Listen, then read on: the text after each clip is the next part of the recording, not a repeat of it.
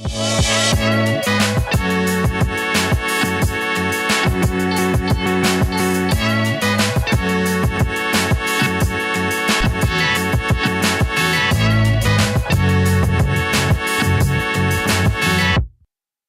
everyone, welcome back to XG File. Stephen Howson, Ronnie, what's happening? Right on time. Now, but do you know what? All in all, it's for the first time in a while, we do one of these having not come off a terrible result. But as always, there's still a little bit of discontent and murmurings within the United fan base, and we're looking towards Burnley on the weekend, an opportunity to try and catch Spurs, because Spurs have a terrible running. But before all that, we ain't catching anyone. Because you know what's the funny part is, you're not getting champions. You know when you do, they've got this game, they could drop points in that game.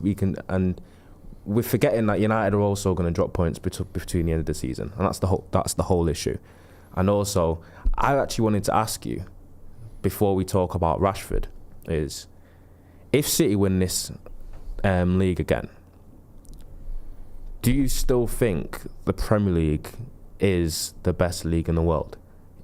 Because one of the things that the Premier League was lauded for was its competitiveness, right? And then we've bantered other leagues like the German league and the PSG and the French league, etc., for having, or even the Spanish league for just having Real Madrid, Barcelona, just Bayern winning it every season and PSG winning it every season. I don't think I've said that. But if you've got Man City, I don't think that's the definition of it either. That's part of it. That's part of what springs into it. But then if Man City win it, was it 6 out of the last 8 years, or is it 6 or 7 years? What does that say for the Premier League, actually? Especially with how we've done in Europe, and the fact that went into the game yesterday thinking Brighton could get a result, and it was the most one-sided game that you'll ever see. Are we now the Farmers League? I don't think it is a Farmers League. The Farmers League thing, here's what it is, right? You have a spread of where the quality is in each league, each division, each top flight across Europe. And it's a real interesting, I think I sent it to you a couple of months ago, where it was showing a spread of all of you told me about this on analysis. Yeah. I did look at that. What are you doing, Jayden? Just leave it. Just titivating it constantly. I can read it. That's all fine. Just chill. So there's a spread of where all the league is, from 1 to 20. Now, I think Manchester City on paper are the best team in Europe. They're capable of losing games, but they're still the best team in Europe, I think. Should they have beat Real Madrid? Yeah, they didn't. So they're not through in the competition, but does that mean that they're now not as good as Real Madrid? No. Do you know what I mean? So the Premier League has the best team in Europe, therefore the world. Okay. Where's the worst team in the Premier League? I think and this Sheffield is where United. It comes in. Yeah, I think the worst team in the Premier League is higher than the worst team in La Liga, Ligue 1, Serie A. Do we know that for sure? No, because there isn't a fucking relegation league. And also because European relegation league. And also the fact that we have a little bit of a conscious bias of the fact that we see the likes of Sheffield United play, we see the likes of Burnley play, we see the likes of Luton play, but we don't see the bottom 5 teams in the league play. The only way you can carve it up is, and the reason for this is that I think that's because the Championship, we know that the Championship would be a competitive, the 6th top league in Europe, because it would be. Okay. And where Atalanta bounced out Liverpool, right? Where are they in Serie A? I'm not sure, but again, one-off games. Liverpool just got bounced out by Everton, so Arsenal were staring relegation. Arsenal couldn't beat Porto in 2 games. Porto are like 3rd in the Portuguese league. That straight 1-to-1 math don't work, because, like you said, Real Madrid are not as good as City yet. They're the ones that are through. So, that's why leagues are beautiful, because no one wins a league by accident. You know what I mean? Yeah, it's more because it comes into, like, they say the same thing. For example, in the NFL, throughout the playoffs, it's one-off games, so you're more likely to fluke your way, or underdogs to get further ahead. Whereas in the NBA, they have best of 7 game series, so very rarely it's always the best team that usually makes it through, because you've got to win 4 out of 7 times. Usually lower averages. Even if you lose a game, you have a bad game, whatever. Yeah, do you know what I mean? You win, yeah. And I think American sports, it really doesn't have those upsets because of that. Like, you see like the giant killings in the cup, which are a lot rarer than they used to be. They happen because it's 90 minutes and that guy made a mistake and that keeper made a mistake and this, that and the other, what you're pointing at. Do you agree with what GBS 1 right, yeah, because how the hell would I know that? Luton would be in the top 5 in any other league? No, they wouldn't. What sort of comments that?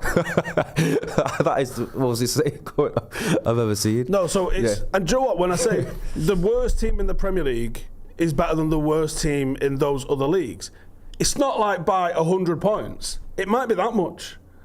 It might be a couple of places. Like when they do a World League, that the average of the Premier League is higher than the other averages. The likes of Villa and Spurs and United probably compete for titles in other leagues. They might not win them, but they're competing. Whereas this year, we're all a bit off that group that's competing. And even Liverpool have fell off away from that now. But I think Arsenal and City are a lot further ahead than other teams in there. Are they on par with, do we know how good Leverkusen are yet? I don't know if we do. Yeah, exactly. Well, they drew with West Ham, but they beat them convincingly in the first. I don't know, I do agree, sometimes in cup competitions, in European cup competitions, the one-off games, ties, etc., it's a little bit different from playing them on a weekend in a league performance. Dr. Ralph says, what's he basing this rubbish on? Every Premier League team got slapped in Europe. Yeah, but outside of like 3 or 4 teams, every team's been slapped in Europe this year. Like the Spanish aren't dominating Europe, are they, this year? They're not, right? The Germans are not dominating Europe this year. They're not. They might be more than others, perhaps. There's one way to sort all this. Super, joking.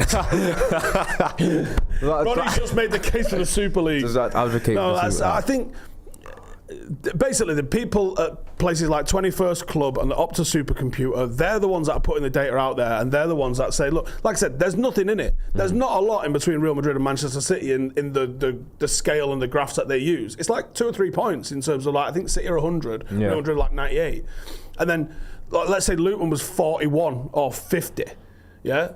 Well, the worst team in La Liga might be like 41, 40. Yeah. Do you know what I mean? So it's not like so you'd rather every Premier League team would finish top 6 in every league. I'm not saying that. So you'd rather look at those graphs rather than like those head-to-heads? Because, for example, it's the same in the Conference League with Villa, basically just about scraping past Lille.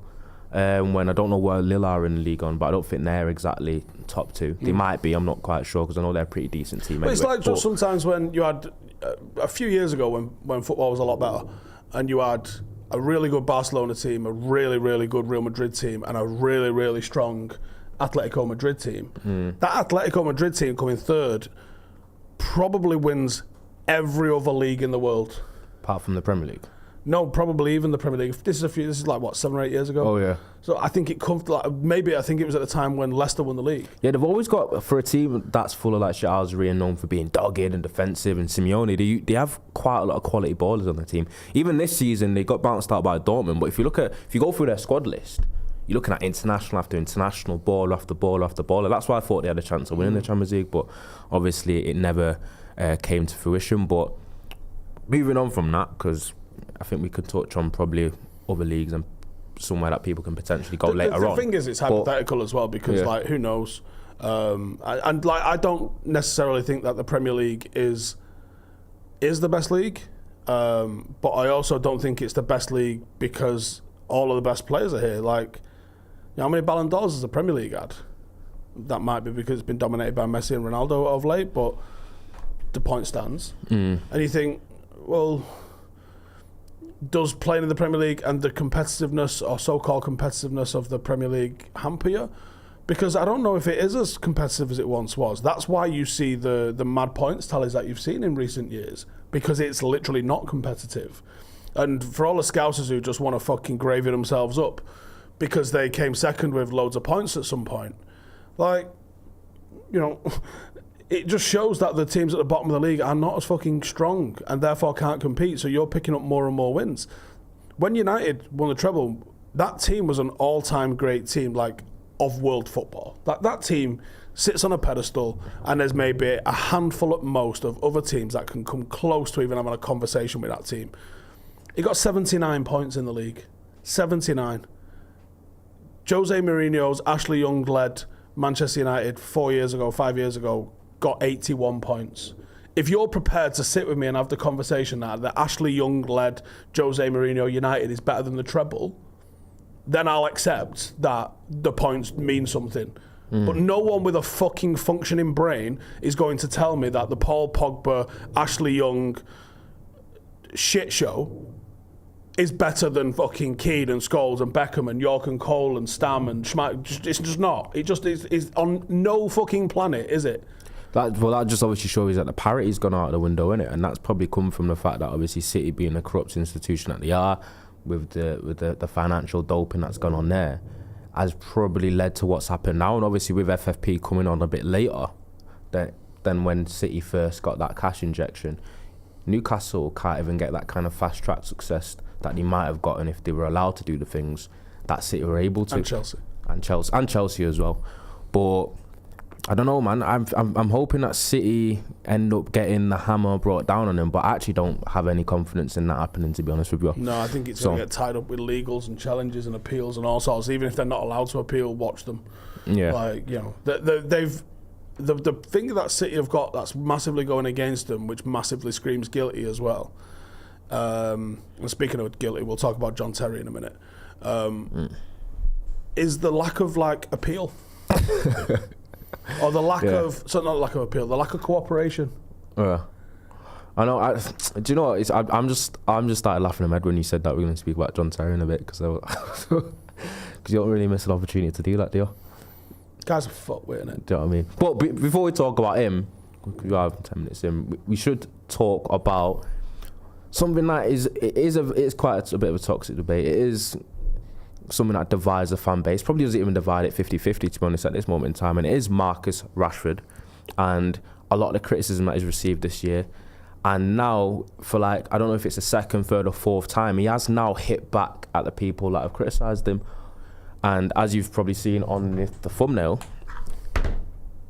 he has said, "I appreciate your support. It is abuse and has been for months, and enough is enough." And you know what? Do you know what I mean? For someone that has criticised Rashford in some extent, I think some of the abuse has been quite bad. It's an interesting text in the middle of this.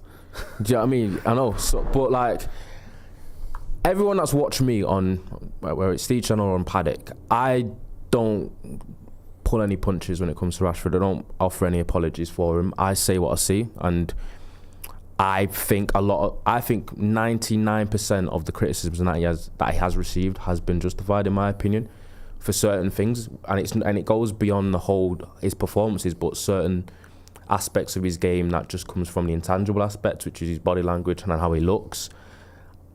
And I think you can't kid fans when it comes to that. I've said it before. Sometimes footballers will look at fans and think, what do you know? You've not played at the highest level. You're not being at the highest level when it comes to footballing aspect of stuff. I don't think any of us will ever understand the pressure of playing for United. Yeah.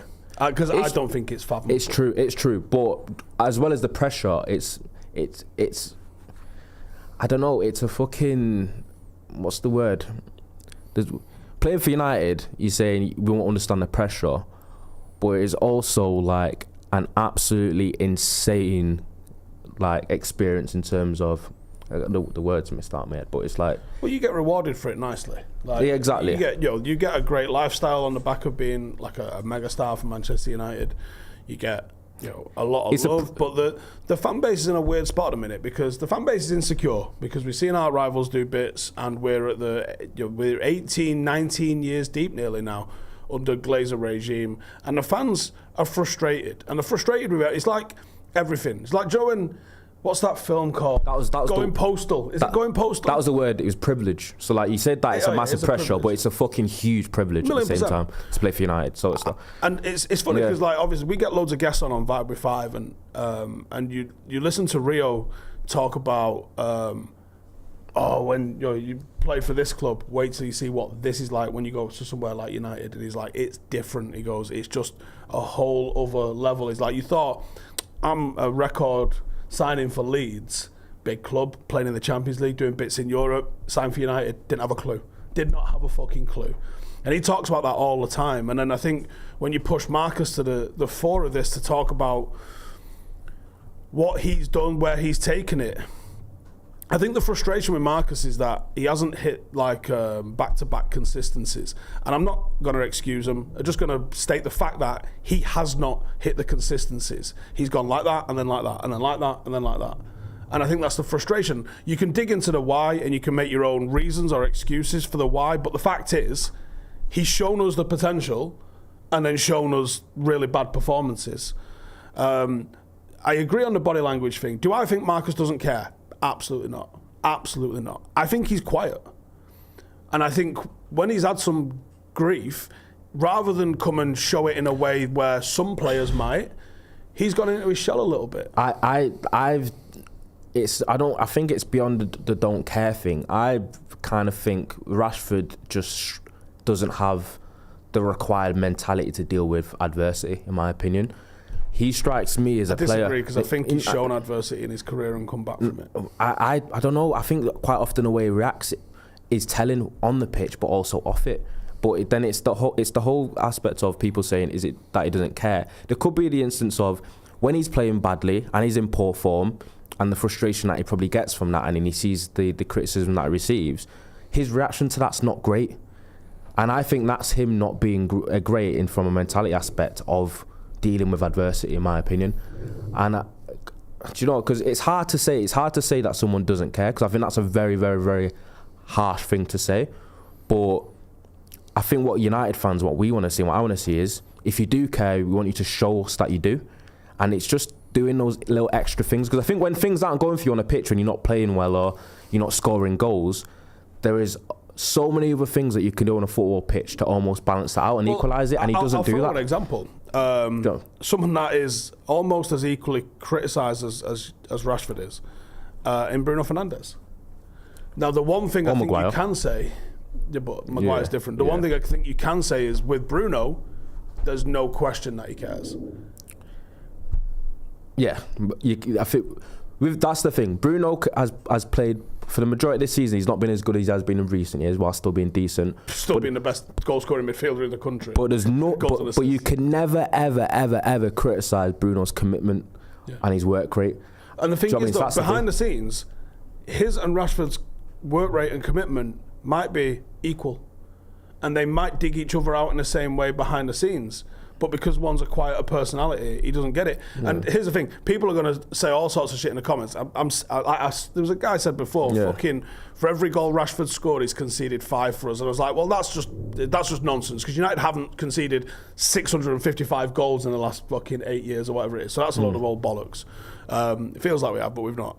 And to blame Rashford for like 300% of every goal that United's conceded is absolutely insane. It's genuinely insane to even put that on him.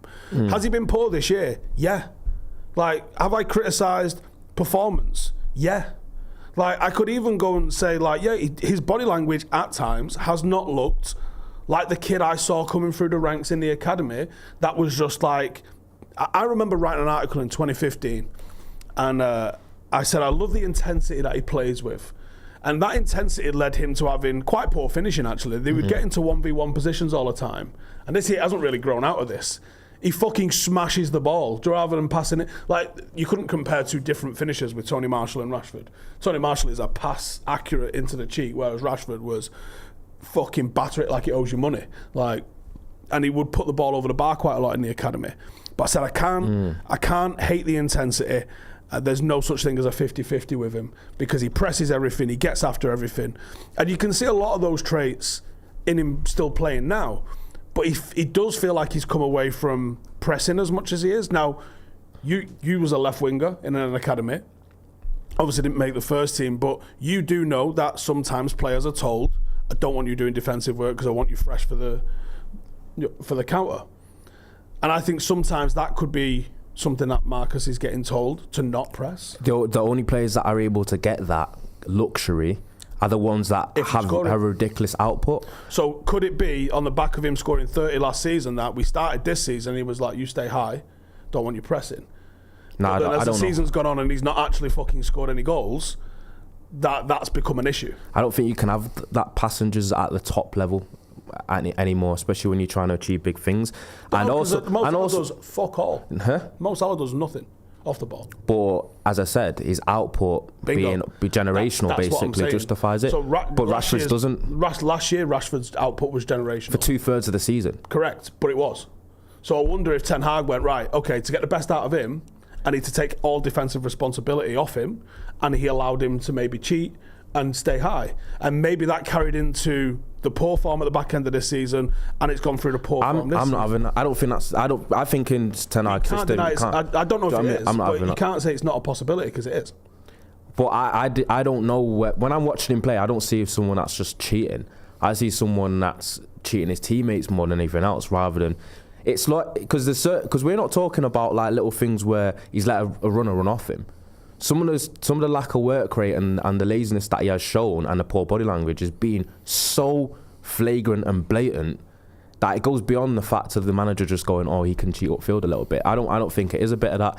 To me, it sometimes looks like he spits his dummy out a bit, and that's the bit that I can't get behind. And obviously, with him saying that on Twitter and with him coming out with that Player Tribune interview, all United fans are asking for is, like, don't tell me, show me. That is all they're asking about. And with last season, when he was firing for that 2/3 of the season and he was doing well, was he receiving any criticism? No. Was he coming out with tweets like this? No. Was everyone up Rashford's ass? Yes. Saying, well, class Rashford, this and that, this is Rashford we wanted to see. Because that's what fans can be fickle. Like, if he's playing well, he's doing well, you're going to support him. Agree on that. And he's not going to be getting the criticism and the abuse that he's getting now for no reason. That's what you got to look into. If you're Rashford, you got to look into yourself. Even if you've got people around you saying, it's not your fault, it's other people, etc., you need to look into yourself and be like, am I doing enough? Am I playing well enough? And is all this abuse and criticism that I'm getting not justified? Because to me, if I was a player and so many people criticising me, I'd think this must be for a reason. I think the criticism is fine. And I'll always say, because I probably overstepped the mark with Ashley Young. Right, I think I'll hold my hands up there and say I think Ashley Young, I probably overstepped the mark in that by focusing on some of his performances. And I think the reason that I did that sometimes, and maybe him more than Fellaini, but it was him and Fellaini as a pairing. I hated what they represented as Manchester United players. And I hated the way that we played to get the best out of both of them I think went against what we was actually trying to do. Because they had this weird effectiveness. Like, Fellaini had arrived late at the back stick. And you know this, because you frustrate people with this. Where rather than crossing it first time, you've gone, let me do about 5 or 6 step overs first. And the forward has set, reset, and then just stood there then. So now that forward's got zero advantage against the defence, because now I can hold you.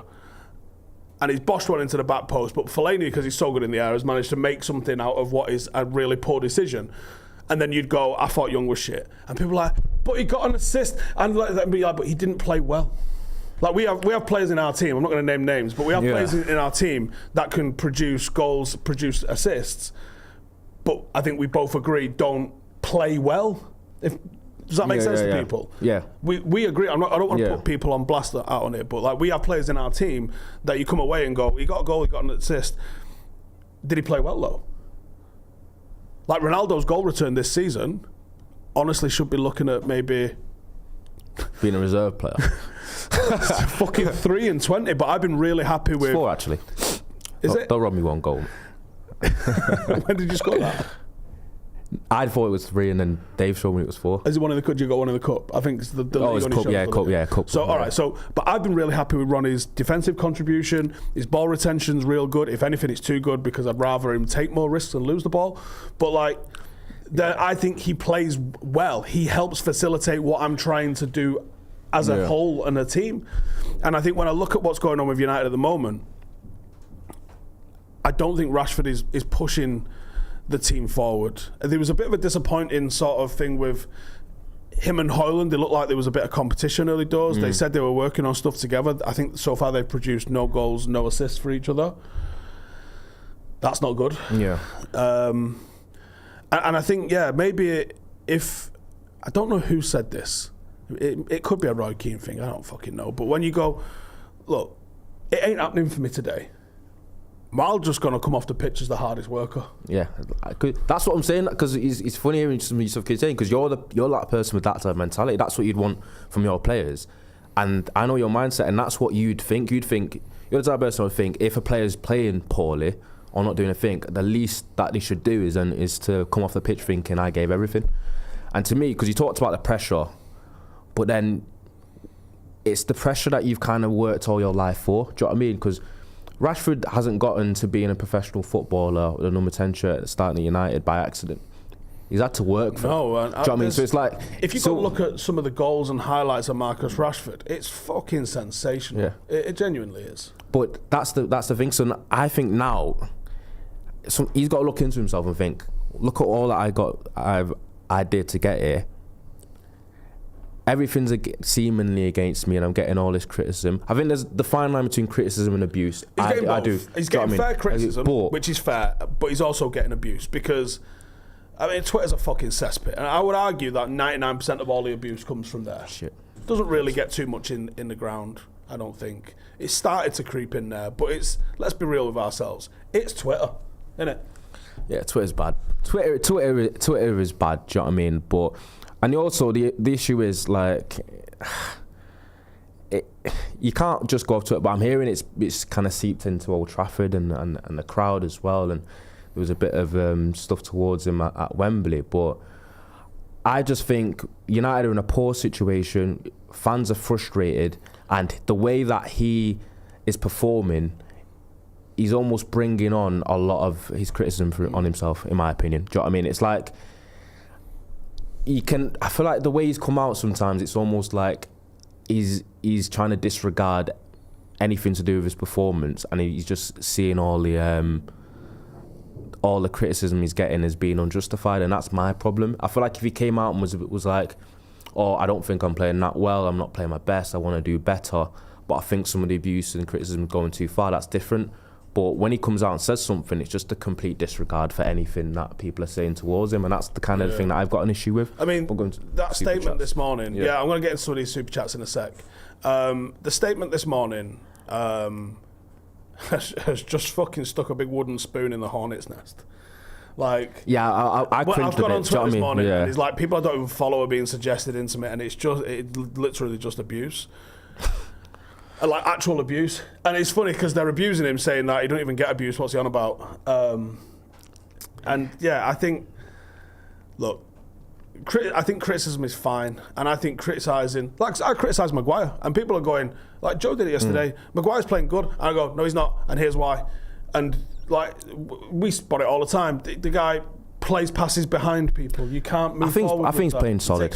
I know there's little bits to his game that can be, but in the grand scheme of things, I think Maguire's been solid for a little while now. I haven't seen him drop an absolute defensive clanger yet. He still doesn't check his fucking surroundings anywhere near enough, but he hasn't been the cause of major fuck-ups for a while, in that sense. I think he's lauded as being a ball-playing centre-half, and I know ball-playing centre-halves, and this ain't one of them. But yeah, he's not. And, you know, people are maybe giving him a little bit of credit for actually not saying fuck all, although that's not entirely true either. Because at some point in this season, he came out and was like, oh, my win percentage is fucking banging. I mean, I don't think anyone's fucking banging at the moment, mate. But he did, didn't he? He came out and said something like that. But people are coming out and saying, oh, Maguire just kept his mouth shut and got on with it. And I don't know if it's a British thing or a Northern thing. We really fucking like people that shut the fuck up and get on with it. Yeah, I do agree. Because I hate doing the comparison thing, but if you're judging by Twitter and social media, so you've got Bukayo Saka, who has like 26 goals and assists this season, and he's probably one of the most abused and criticised players on Twitter and social media as well. Anyway, because what's happened to him is because Arsenal have been so bad, he's probably become their best player at 22 years old. So he's shouldered a lot of that pressure that you've been describing, and he also gets a lot of abuse that sometimes, for his output, probably isn't justified, because he's a fairly. What is Rashford's goals and assists? Because Bukayo Saka is he's an inoffensive guy, and he receives a lot of criticism, a lot of abuse on Twitter if you do follow it, for someone that is doing twice what Rashford's doing on the pitch. Do you know what I mean? And do you ever hear Saka saying anything? You said the other day you don't think you've even heard him speak. No, I don't really watch his interviews and that, but no, he doesn't. Do you know what I mean? Speak. So it's kind of like, I don't know. I think you need to move away from the entitlement. And if I'm him, he's almost 27 this year. He's meant to be going into the peak of his career. I feel like he needs to look into himself and think, why am I getting this criticism? What do I need to do to improve? And can I work harder? That's just how I believe I see it, because I've not been happy with a lot of the performances that I've seen from him this season. I don't think many United fans have. And I feel like he should look into himself and he shouldn't be happy with them either. Do you know what I mean? So he's got 8 and 4 assists, which is not it's not terrible, but it's a lot lower than you would expect from him. I think it's more performances. I agree, yeah, because goals, as we said earlier, goals can mask performances. And the performances, they haven't been there. But I think, talking about the specifics of, so what is a poor performance in terms of, like we said, it could be a ball retention thing, it could be a chance creation thing. I mean, what is, and we hear a lot about Bruno's chance creation. Has Marcus actually created a lot of chances this season? Because if he hasn't, they haven't finished, that's one thing. He's not a very creative player. He's more of an inside forward, look to goal type of winger. He is. I don't think he's ever been a high output assist type of winger either. And I think he has got that element to his game where he does try and play make at times. There's almost a Harry Kane element to it. It's always that sort of arcing ball from the inside space, just into the back line. That first time kind of whip thing. Yeah, it's a bit low percentage though, but it sometimes... It's quite spectacular when it comes off though, isn't it? So like, I mean, he did a few years ago, might have been in COVID, he did a couple against Liverpool. He was making quite a few chances and that sticks out in my mind. Anyway, I actually have to talk to you guys about something quite important. Before... Go back to super chats after. Yeah, and then I'll do the super chats when we get back. So this episode is brought to you by Manscaped. That's not new. You guys are well aware of the partnership that we have with Manscaped. But one man every single hour is diagnosed with testicular cancer. I've had one of my good mates got diagnosed with it. Ended up having... Well, he had multiple operations. He ended up getting cut from his cock basically all the way up to his neck, because it started with testicular cancer and they ultimately found more inside him. I had an uncle that had it, and it's actually something very, very prevalent in men, especially men aged 15 to 35, which is a huge percentage of our audience. There's about 2% women that watch this, so most of you lot are right in the danger group that are watching this. April is National Testicular Cancer Awareness Month, so our friends over at Manscaped have partnered with the Testicular Cancer Society to help spread awareness for men's health and early cancer detection, because that is the number one thing. If you spot cancer early, most cancers are like happy days. It's the later you leave them and the more you allow them to grow is where they start to become deadly and fatal. So head over to manscaped.com/TCS. The link for that will be in the description. That's manscaped.com/TCS, and learn how to check yourself for early signs of cancer. And as always, use the promo code XG20 for 20% off and free shipping at manscaped.com. So I just thought it was worth, rather than just talking to you about Manscaped and the ball trimmers or the beard shavers and this, that and the other, but men's health issues, that is the big one for blokes, and it's important to check it. So according to Cancer Research UK, 2,400 new cases of testicular cancer diagnosed. That was in 2018. That's 1 in every 250 males will develop testicular cancer at some point during their life. So how many have we got concurrent? About 5 or 6 of you. Yeah. That's enough to just go and check them. So like I said, if you want to figure out how to check them, then head over to manscaped.com/TCS. Okay. Nice one. Right, let's get into the old super chats and see what you guys are saying. So we got Matt there who says, if Rashford leaves and Garnacho goes left wing, would you rather Neto, Bowen or Elise for the right wing spot? Bowen a better output, injury record and homegrown too. Yeah, the injury record on the likes of Elise does give me pause. I don't want more injury prone players. And injury proneness has seemed to become even more prevalent because of the intensity and the game schedule and the speed of the game. Played. But I think injury proneness is definitely something that 100% needs to be looked into when you're signing players. I think that, and also personality. Next one there from Brian says, criticism absolutely justified based on performances. Abuse will never be okay. Agree. We have Danny Tilley just become a member. Welcome. Scroll up a little bit. Akash says, I feel Rashford knows it's stick or twist from at United right now with Wilcox and co coming. He has shown signs of weak mentality, but abuse is too much. I'm not sure I would say he's got a weak mentality, but I definitely do think, and like I said, there's a little bit of a word on the street that there's a transfer already sorted out. To me, it does feel like a player has made his mind up that he wants to move on. I think he's playing like he I think it's best for United, but also best for him. Yeah, I could see him going and absolutely smashing it somewhere. And as we discussed yesterday, if he does, that doesn't necessarily mean that he would have replicated that had he stayed.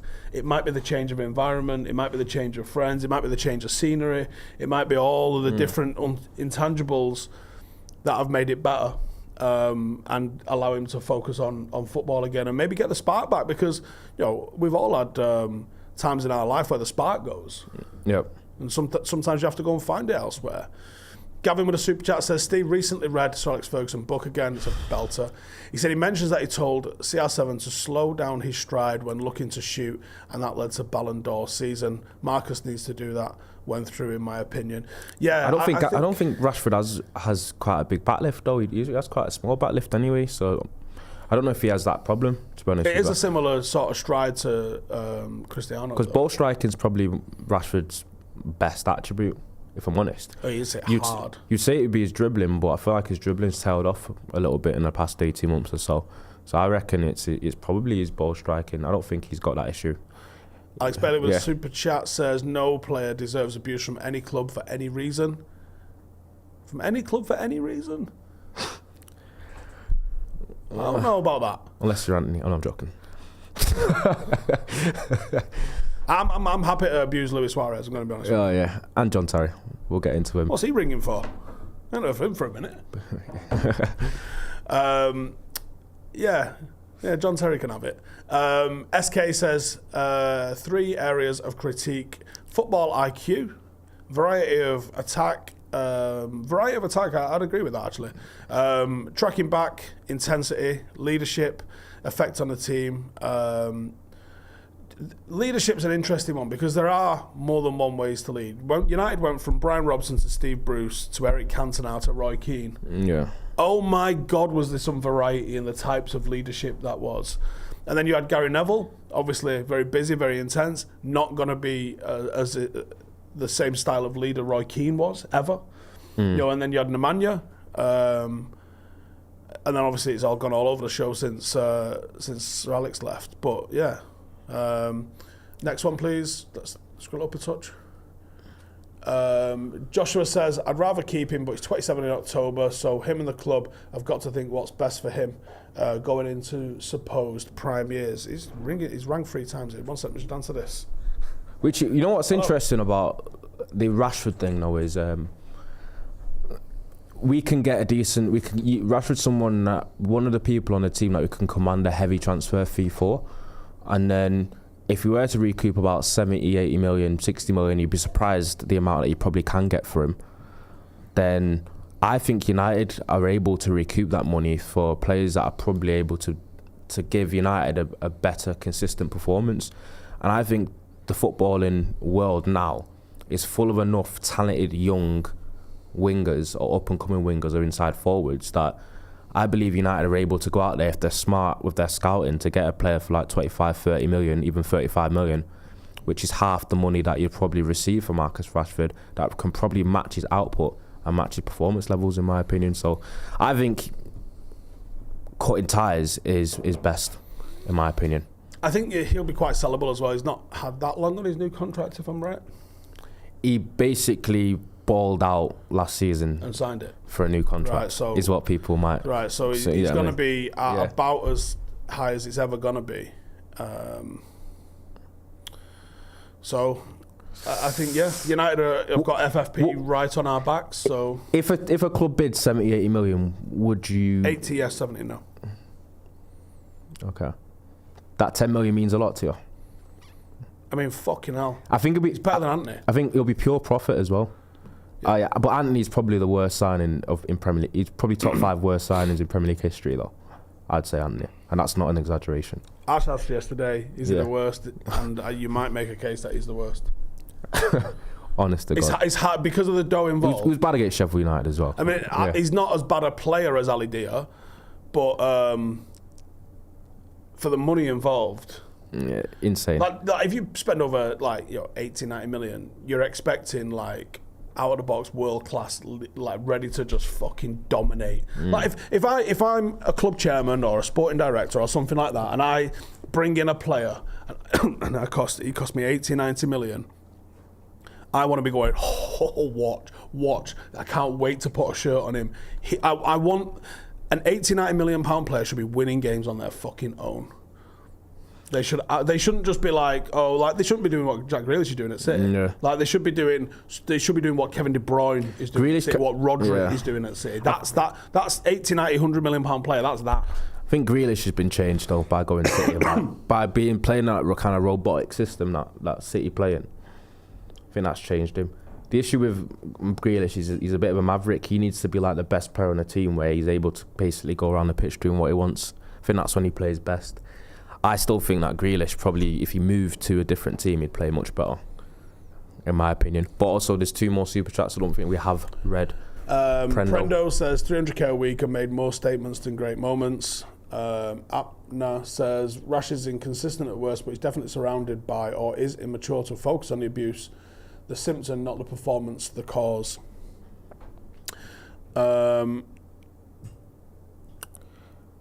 Nah. Andrew says, for all those saying that we could have got Anthony for 40 million, that's still about double his value. Yeah, if we'd have signed him for 40 million, he still wouldn't have been. It is well spoken about that United scouting team valued Anthony at 25 million. Yeah. And then the transfer for 8 million was forced through by Ten Hag's request. Because I think that goes part and parcel with Ten Hag I think he slightly underestimated the Premier League, in my opinion. Yeah, I think you're right. Do you know what I mean? So yeah, I think, and ultimately that's what I said. Yeah. I can see him being a major factor in why Ten Hag loses his job if he does. The blind spot that he's had for him, it's caused. We overpaid for him probably by 3 or 4 times. So because even if you signed him for 20 million, you still wouldn't want to be starting him, would you? You wouldn't be going, he's all right for 20 million. Nah, he's still shit. Yeah. What he's doing is still not good enough. So you got the fact that it's hurt us financially with FFP because of how much it cost. The potential that it opened the rift up with Sancho, and who knows, is the Sancho one impacted on Marcus? Impossible to say, right? But has it had this knock-on sort of effect through other stuff? Has it undermined him in the dressing room? Has it turned other players off, going he fucking loves Anthony, man, and we can all see Anthony's shit. It's just insane though. United have had, so we've signed Sancho, we've signed Anthony, both for what, 70, 80 million a piece. We're going to get a Twix for the pair of them. Jesus Christ. Imagine any other job, apart from the government, because obviously they get away with I think the Sancho one, all that sort of shit. People, I think Sancho one, I think the fee in that, you kind of see it a little bit more with the fact that he was borderline world class at Dortmund. His numbers were ridiculous. Do you know what I mean? Yeah. So then you can kind of justify it from that standpoint. I think the Anthony one's worse because he never did anything in his career that suggested he was an £80 million player. But the 150, 60 million combined for the fucking pair of them. Imagine any job that you work at or anyone watching this works at. Imagine you blew 150, 60 million pound on something that was ineffective, as both of those two are, and the resale value on them. You couldn't. I don't know what you could have bought that's dropped its value that much. What could you have spent that money on? Not only that as well, they're probably between them on about $500,000 a week. Jesus, so much more. A few more players, but also it's just United. United's where you go to get you to depreciate, basically, it seems like. But I wanted to scroll up to can you scroll up a little bit to Governor's comment, not on the super chat, on the actual chat. So Governor Bandicoot says Rash is a big game player, he always delivers in them, that's why he's worth 100 million. You can get other players to steamroll the small teams, very few have the bottle to deliver in the big games. My counter argument to that is something that I've already said a week ago. The reason why Rashford does better in big games is because there's more room, the game's more transitional, the game's more open on the counter, and we're not playing against mid blocks and low blocks where you need a little bit more intelligence and flair and technicality to break down, and you're not playing up against as many players. I think that's why Rashford's excelled so much, because when Rashford's at his best is when we can counter in transition and he's got space to run in where he has to think less. He's direct run and he can run, maybe get out the yard and his ball striking. His record against Liverpool is fucking unbelievable. Like, his record against City is unbelievable. But you're right, the reasons for that are the reasons for that. It's mad because he gets no credit for being a big game player in the way that Lukaku got no fucking credit for just being an absolute fucking steamroller against smaller teams, but not effective in the big game player bit is that reason though. Do you know what I mean? I think there's a reason why he struggles when like it's a little bit more where you need a little bit more creativity and ability to like open something up. Do you know what I mean? He needs a lot of space to work with, otherwise we've seen him kind of do this thing where he just dribbles into blind alleys and dribbling into players and that. When he doesn't have the opportunity to think of stuff like that, that's usually when he can play better with his ball striking and his ability just to use his pace. But I think for a player that's on 350k a week and probably playing for one of the biggest teams in the world where the games come towards the best teams needed to be more controllers rather than transitional, I think you need more than what Rashford brings for his kind of wage packet. Basically, my opinion is I don't think Marcus Rashford is the type of player that can be the best player on a big trophy-winning team, in my opinion. He can't be the best player. The other thing that you're going to have is, at his age and contract situation now, his next contract, if he was to stick around, I don't know how long he signed for. If his next contract, you only go up the way. You don't go down the way. So, I don't know what he's on. It's been reported, but none of us know what he's actually on. It's been reported at, what, 300 bill a week, something along those lines? Probably more than that. You know what I mean? The next time you go into negotiations, you're not asking for 100. That's what make him hard to sell, because you can only sell him to the clubs that are able to afford his wages. I think there's only one destination for him. Yeah. I think there's an Mbappe-sized hole at one club, and I think that's the only place that makes sense for him. And I actually think he'd be really good there. Probably. I don't see him sticking in the Premier League, and I do think for him mentally, I think I can see him wanting to change. I I don't know. Do you know what? I don't know. Do you reckon he's getting anything face to face? Because online and in person are just like not the same. I don't know if he's getting anything face to face. Probably not. I think it's mostly online and probably in the stadium. But other than that, I don't think he's getting probably much face to face. And as for the French league, it's like it's not as transitional as Germany. You play against Germany would really suit him. Like if he went to Dortmund, I think he'd do better in Germany than he would in France. Yeah, I do. Because I don't know if that's because even though France, the money's there. Yeah, because even France sometimes can be poorer in terms of like the overall teams. It's a very physical league. Yeah, as I've said, it's very athletic. Yeah, it's physical, but I think Germany's physical in a different way. Where like sometimes German defending, it's like they've all decided that gegenpressing's fun. And sometimes they do it to a mad level. Like, why is my centre half getting involved in pressing? Like, that happens sometimes in Germany. Like, they fucking have it. Like, why is that the entire team in the final third? There ain't any... because basically the point is, team bottom of the league will play against Dortmund and he won't low block, basically. Do you know what I mean? It's just, we play our game, you play ours. Yeah, I don't know if there's something in the German fucking constitution about not allowing low blocks or something, because they don't do them. Yeah. Dean with a super chat there says, curious as to who they are, the people or the groups who want Ten Hag out. TalkSport and X that love to hate and talk about United, and do these peoples matter? No, they don't matter ultimately, but United are the most spoken about football club, and being a player at Manchester United underperforming, you're going to get fucking spoken about. Life O'Reilly says, Marcus ain't built for Europe. Actually say his best performances the last 4 or 5 years have all been Europe. Mm-hmm. What, the PSG one? Yeah, Leipzig.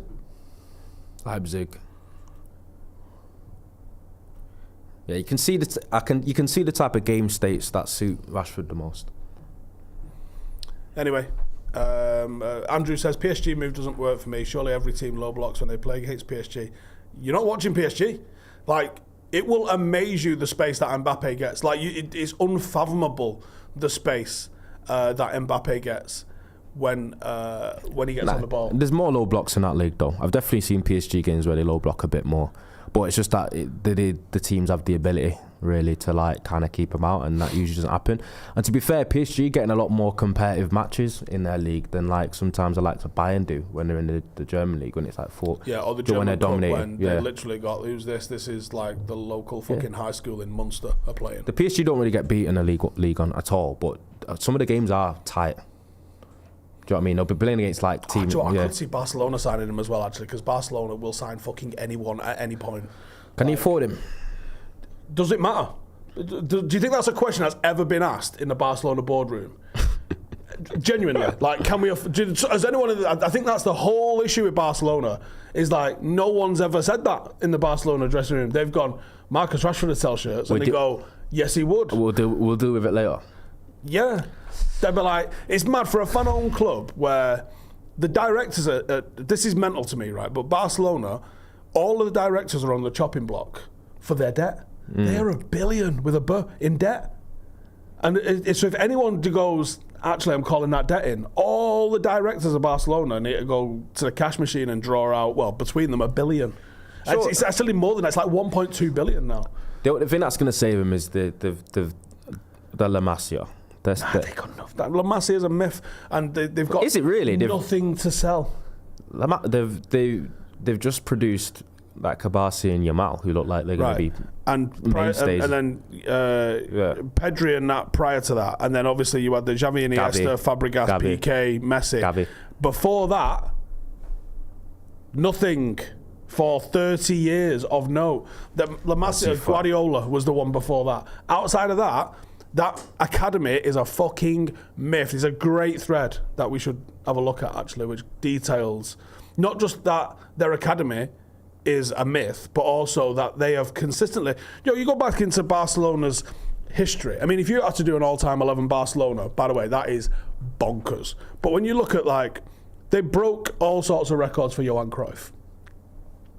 They broke all sorts of records for Maradona. They broke all sorts of records for Romario, R9. Do you know what I mean? When you look at some of the people who have played for Barcelona down the years, when Louis van Gaal went there, they had like 9 starting players were Dutch.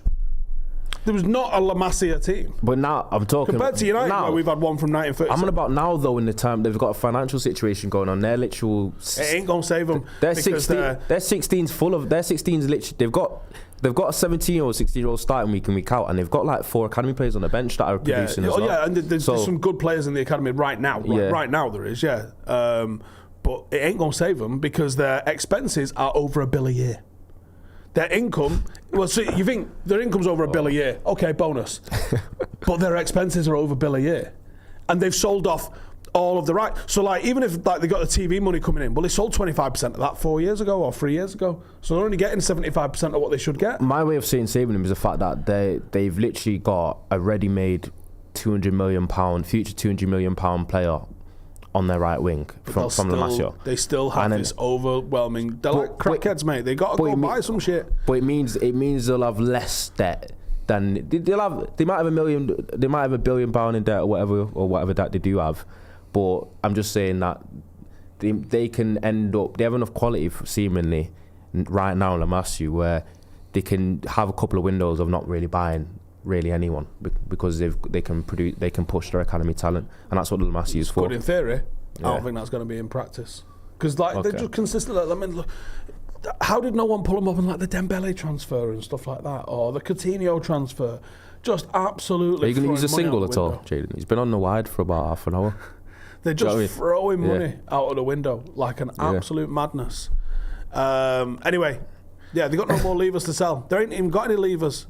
They'd still sign Messi this week if they could. I guarantee it. They pay him $4 million a week. They probably would. They probably would if they could. I think there's always a chance that he goes back for 1 year. Messi. Do you reckon? He could still do it really because he's not like you're asking him to press. He's still even in the MLS. He looks. I know it's not a great league at all. He still looks sharp. Do you know what I mean? But the thing is with Messi, his game is like, it's almost timeless, isn't it? The technical ability. They've sold 50% of their marketing income for the next 20 years already. Yeah. It's mad. They're so just kicking this down the road. At some point, Barcelona will go broke because at some point, someone's gonna ask, "Are you paying that fucking debt off?" But I don't know. I'm asking you, is football too corrupt for like for clubs like Barcelona and City to fully get like the hammer put down on him? I don't know if it is. They don't seemingly look that worried about it. I don't know if it is either. Anyway, yeah, let's roll it up. Cheers everyone for tuning in. Please make sure you go and check out the link below for Manscaped and give your nuts a good old feel. It is serious, so you might as well check it out. Otherwise, we're back tomorrow for a match and a preview coming out later. So until then, see you in the next one. Hey, thank you for watching the video. If you are new around these parts, then don't forget to subscribe. My channel is proudly supported by my community on Patreon. If you'd like to get a little bit of extra content, a Discord group, meetups, five-a-side games, weekly podcasts, behind the scenes, and even an occasional bit of transfer news as and when I get it, then for the price of a pint, you can show your appreciation for the content that we make and get some goodies for doing so as well. Check the link in the description or click the button right here. You'll also find all of my socials here too if you want to follow me on any of those platforms. Nice one.